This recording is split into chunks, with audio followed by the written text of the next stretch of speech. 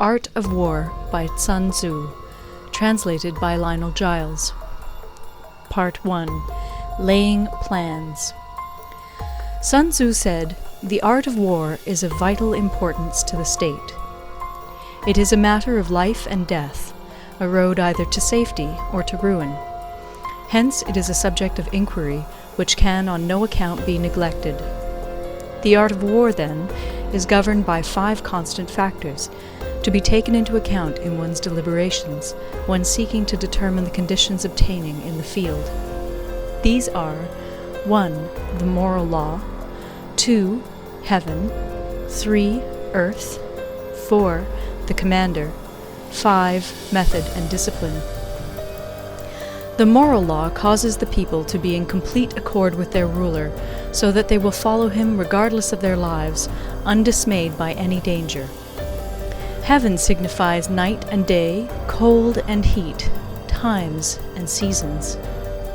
Earth comprises distances, great and small, danger and security, open ground and narrow passes, the chances of life and death.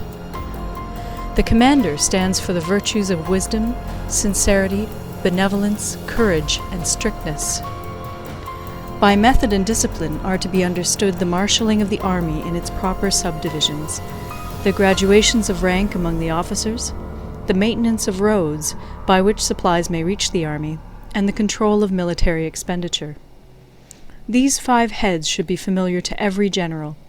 He who knows them will be victorious. He who knows them not will fail. Therefore, in your deliberations, when seeking to determine the military conditions, let them be made the basis of a comparison in this wise. 1. Which of the 2 sovereigns is imbued with the moral law? 2. Which of the 2 generals has most ability?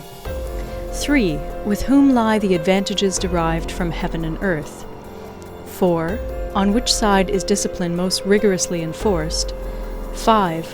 Which army is stronger? 6. On which side are officers and men more highly trained? 7. In which army is there the greater constancy both in reward and punishment?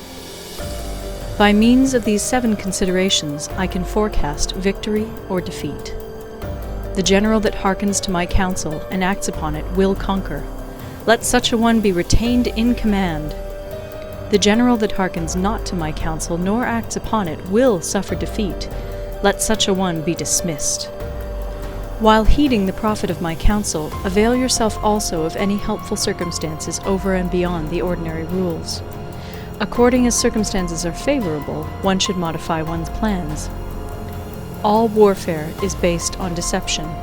Hence, when able to attack, we must seem unable. When using our forces, we must seem inactive.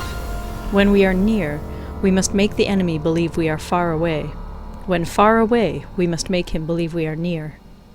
Hold out baits to entice the enemy, feign disorder, and crush him. If he is secure at all points, be prepared for him. If he is in superior strength, evade him. If your opponent is of choleric temper, seek to irritate him. Pretend to be weak, that he may grow arrogant. If he is taking his ease, give him no rest. If his forces are united, separate them. Attack him where he is unprepared. Appear where you are not expected. These military devices, leading to victory, must not be divulged beforehand. Now the general who wins a battle makes many calculations in his temple ere the battle is fought. The general who loses a battle makes but few calculations beforehand. Thus do many calculations lead to victory, and few calculations to defeat. How much more no calculation at all? It is by attention to this point that I can foresee who is likely to win or lose. End of Part 1. Part 2. Waging War. Sun Tzu said, "In the operations of war, where there are in the field 1,000 swift chariots, as many heavy chariots, and 100,000 mail-clad soldiers, with provisions enough to carry them 1,000 li, the expenditure at home and at the front, including entertainment of guests, small items such as glue and paint, and sums spent on chariots and armor, will reach the total of 1,000 ounces of silver per day. Such is the cost of raising an army of 100,000 men. When you engage in actual fighting, if victory is long in coming, then men's weapons will grow dull and their ardor will be damped. If you lay siege to a town, you will exhaust your strength. Again, if the campaign is protracted, the resources of the state will not be equal to the strain. Now, when your weapons are dulled, your ardor damped, your strength exhausted, and your treasure spent, other chieftains will spring up to take advantage of your extremity. Then no man, however wise, will be able to avert the consequences that must ensue. Thus, though we have heard of stupid haste in war, cleverness has never been seen associated with long delays. There is no instance of a country having benefited from prolonged warfare. It is only one who is thoroughly acquainted with the evils of war that can thoroughly understand the profitable way of carrying it on. The skillful soldier does not raise a second levy. Neither are his supply wagons loaded more than twice.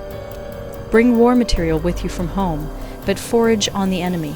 Thus the army will have food enough for its needs.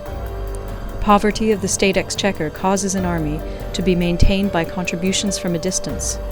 Contributing to maintain an army at a distance causes the people to be impoverished.